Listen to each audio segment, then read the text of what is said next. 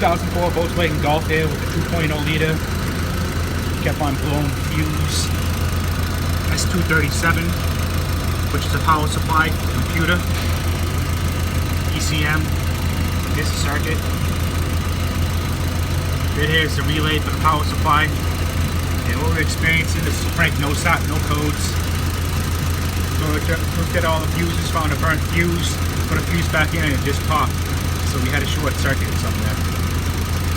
Did some tracing on the circuit. This power supply coming from the power distribution block, going to the fuse coming out, going to the computer. Also, would supply power going to the computer on the other side as well. And it would branch off and go to the ignition coils. Well, it's actually ignition coil pack. So what I did do, did a test on that. I found that was shorted to ground. It was causing the fuse to pop.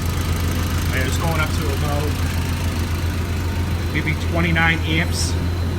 Right now I'm only at 0.76, 0.81, 0.9 sometimes. I got the amp clamp hooked up. I have it looped through.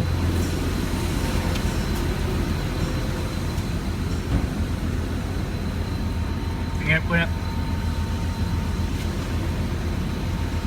Measuring that. How it runs now, it doesn't pop the fuse anymore. So the ignition coil was the problem.